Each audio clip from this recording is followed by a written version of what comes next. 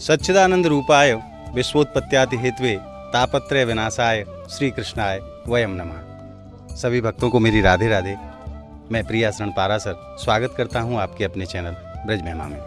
आज श्रीधाम नंदगांव पधारने का अवसर प्राप्त हुआ और यहां हमारे भगवान कृष्ण के समय के आज तक अनेकों ऐसी धरोहर सुरक्षित हैं जिनके दर्शन आप सभी भक्तों को होते हैं। उसी श्रृंखला में आज हम आपको लेकर के आए हैं नंदगांव में एक यशोदा मैया का माट बिलोबना, जिसमें मैया दूध चलाती थी, उस स्थान के दर्शन के लिए आपको लेकर के आए हैं। वो माट आज तक सुरक्षित है। तो आज हम ठाकुर जी के समय के ऐसी दिव्य दर्शन प्राप्त करेंगे जो आज तक यहाँ आप भक्तों के दर्शन के लिए आज तक सुरक्षित है। कहते हैं कि 9 लाख दहन नंद बाबा के नित नव माखन होए।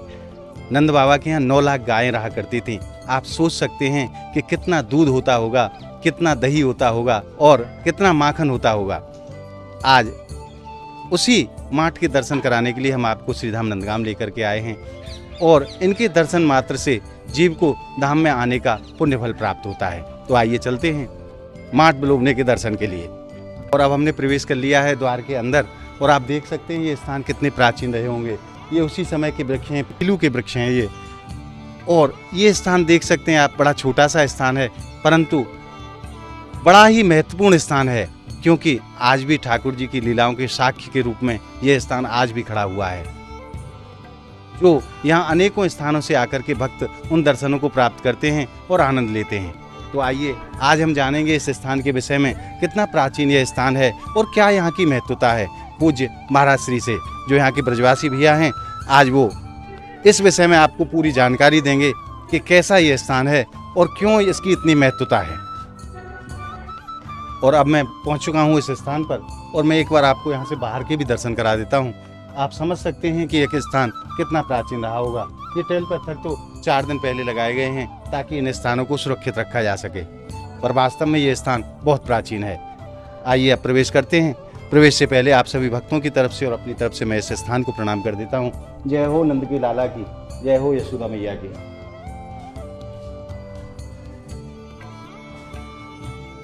तो आप दर्शन करें एक बार अंदर से।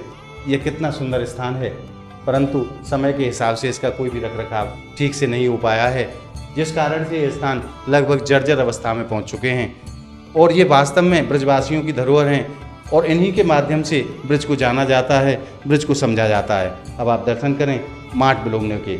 आप देख सकते हैं कितना बड़ा माट रहा होगा। मैया इसमें दूध चलाया करती थी। और आइए अब जानते हैं पूज्य ब्रजवासी भैया से जो यहाँ के स्थानीय निवासी हैं, वो इस विषय में, यहाँ की महत्वता के विषय में पूरी लीला आपको बताएंगे। भैया जी राधे राधे। राधे राधे प्रभु सर्वप्रथम आप अपना परिचय देंगे। मेरा नाम मनीष गोस्वामी जी। नंद बाबा मंदिर सेवाधिकारी, यशोदा मैया भी सेवाधिकारी। मन को ये माटुलो है, प्राचीन समय का दूध मलोनी जिसको कहते हैं ना, मटका घर में 2 लीटर का होता है। नंद बाबा पर 9 लाख गायें थी, उसी हिसाब से यशोदा मैया का मटका है। ऐसे पहले यहाँ 7 मटके थे, ऐसे ही बिल्कुल सेम ऐसे ही 7 मटके थे इसी जगह पे। वो कहाँ गए महाराज? ये जैसे कि साइडों में मकान वगैरह पहले नहीं थे, अब बने, उनके कारण या सामने नष्ट हो गए। ये दर्शन के लिए ज़मीन में दबा दिया गया है जी। क्योंकि रोज़ आने वाला पर्यटन यहाँ नहीं आता जी। आप जो वीडियो बनाने आ रहे हैं हमारे पास, उन लोगों के द्वारा पता लग रहा है कि लोगों की हाँ यहाँ यशोदा मैया का मटका भी है। मैं आपसे एक निवेदन और करूं, आप जब भी श्रीधाम नंदगांव पधारें, ठाकुर जी आपके ऊपर कृपा करें तो ऐसे स्थानों के दर्शन के लिए आप जरूर आएं, क्योंकि ऐसे स्थानों के दर्शन प्राप्त करके उस समय को याद किया जाता है और हृदय में जो आनंद रस मिलता है उसको शब्दों से वर्णन नहीं किया जा सकता। क्योंकि ये कोई साधारण स्थान नहीं है, हमारी ठाकुर जी के लीला के समय के ही ये स्थान हैं जो आज तक सुरक्षित हैं आप सभी भक्तों के दर्शन के लिए। तो महाराज जी इस स्थान की क्या महिमा रही है? इसकी ये महिमा है जैसे कि ठाकुर जी को जब यशोदा मैया ने पहली बार माखन खिलाया था, यहीं यशोदा मैया को लाला के मुख में ब्रह्मांड के दर्शन इसी के अंदर हुए थे। यही इसी स्थान पे, इसी जगह पे बैठ के। यहाँ में दूध चलाती, इसी में दूध चलाती थी यशोदा मैया। नंदग्रह गौशाला से पहले यहाँ दूध चलाती थी, जब नंद भवन के लिए जाता था। यहाँ से बीच स्थान जैसे कि यशोदा कुंड राइट में और लेफ्ट में नंद भवन, तो बीच में ये रखा हुआ है। यहाँ रोज आने वाला पर्यटन यहाँ नहीं आता। जो ब्रज 84 को उसका जो संकल्प लेके घर से चलते हैं वो यहाँ दर्शन करने के लिए आते हैं। कहीं आपको सीमेंट का टुकड़ा दिख रहा है ना कोने में लगा हुआ, यहाँ से जी। यहाँ से अमेरिका लेके गए, अंग्रेज लोग आए, उन्होंने कहा नहीं इतना बड़ा मिट्टी का मटका नहीं हो सकता, इस चीज़ को हम नहीं कह सकते। तो उन्होंने यहाँ से इस कोने को लेके गए, वहाँ सर्च करके बताया कि हाँ ये 5,500 वर्ष पुराना वहाँ ले जांच की गई लैब में, वहाँ जांच की तो उन्होंने सर्च करके बताया हाँ ये यशोदा मैया का प्राचीन मटका है जो 5,500 वर्ष पुराना। जो पहले कुम्हार मिट्टी पकाते थे वो पत्थर के माफिक हो जाती थी, उसी प्रकार से माफिक हो गई मिट्टी को। उन्होंने कहा हाँ ये 5,500 वर्ष पुराना प्राचीन मटका है, मिट्टी का मटका ही है। देखा आपने कितनी बड़ी महिमा है। जब जून के महीने में यहाँ दर्शनार्थी आते हैं तो जैसे मिट्टी के बर्तन में जिसमें घी रखा जाता है वो अपने आप स्वतः ही चिकना हो जाता है गर्मी के कारण, तो वही चीज़ इस माट में भी हो जाती है। जब गर्मी पड़ती है जून के महीने में तो ये पूरा मटका चिकना हो जाता है जैसे इसमें बरसों तक घी रखा गया हो। और आज भी इसकी मिट्टी को लेके सूंघते हैं ना, इसमें घी की खुशबू आज भी आ रही है। और जैसे अब बच्चे यहाँ पे खेलते हैं, कूद के इस टाइम खेल रहे हैं, क्योंकि यहाँ ठाकुर जी नंद बाबा कृष्ण भगवान यहाँ खेलते थे, घुटमन खेले। और नंद कहीं भी ब्रज 84 को उसमें मंदिर में बच्चे खेलते हुए नहीं मिलेंगे। एक नंदगांव ऐसा स्थान है जहाँ नंद भवन में शाम के टाइम बच्चे खेलते हुए मिलेंगे। ठाकुर जी की बाल और इसमें शाम को खेल के कूदते हैं। जून के महीने में साक्षात खुद ही बच्चे या नहीं खेलेंगे इसके अंदर, क्योंकि कूदने के बाद नहीं निकल पाएंगे चिकने के कारण। अच्छा, इसमें अब खेल रहे हैं बच्चे, जून के महीने में नहीं खेलेंगे, 1-1.5 महीने बंद कर देंगे बिल्कुल, क्योंकि इतना चिकना हो जाता है, निकला नहीं जाता। फिर नसैनी वगैरह लगाते हैं जब वे निकलते हैं। अच्छा, ये आगे है। तो महाराज मैया यहाँ दूध चलाए कर रही हैं? यहाँ रोज दूध चला मई। जब यशोदा मैया ने कही कि लाला ते तो दूर खिलन मत जाइयो हाउ बिनाए, तो मैया लाला कह रहा हो मैया ते मैया मैंने तो दूर दूर तक गाय चराई, मुँह तो कोई हाउ ना आयो।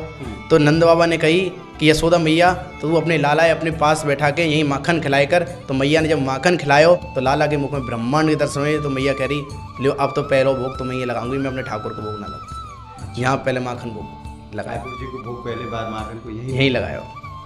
तो आपने देखे हो कितना प्राचीन ये स्थान है। मैं आप भक्तों से पुनः एक बार अपनी तरफ से निवेदन करता हूँ कि आप जब भी यहाँ पधारें तो इस स्थान के दर्शन के लिए आप जरूर आएँ। और मैं आपको एक बार और नीचे से दर्शन करा देता हूँ। परंतु बड़े दुर्भाग्य है हम लोगों का कि ऐसे स्थानों को संरक्षित हम लोग नहीं रख पाए।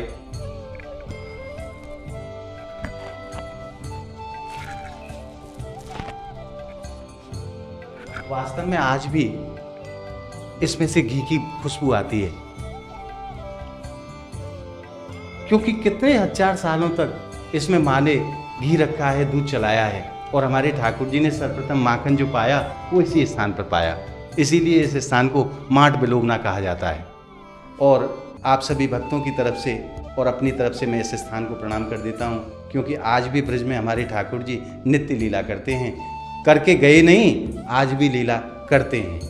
ये परम सत्य है, क्योंकि सभी संतों का ऐसा मानना है और सभी भक्तों का ऐसा मानना है, जिनके ऊपर हमारे ठाकुर जी कृपा करें उनको इन लीलाओं के दर्शन आज भी होते हैं। तो आइए आप सभी भक्तों की तरफ से और अपनी तरफ से मैं इस स्थान को प्रणाम कर देता हूँ।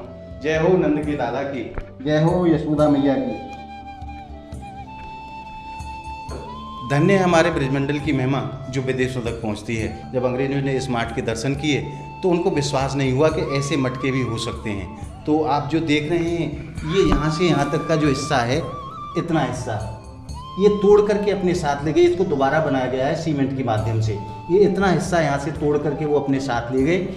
और वहाँ उन्होंने जब उसकी टेस्टिंग की कि ये वास्तव में इतना प्राचीन है भी कि या ये ब्रजवासी झूठ बोलते हैं, तो वहाँ जब उन्होंने उस चीज़ को जांच की गई तो वो वास्तव में सत्य पाया गया, क्योंकि ये मिट्टी का बना हुआ है और मिट्टी को जब विशेष टेम्परेचर पर पकाया जाता है तो पत्थर की तरह हो जाती है।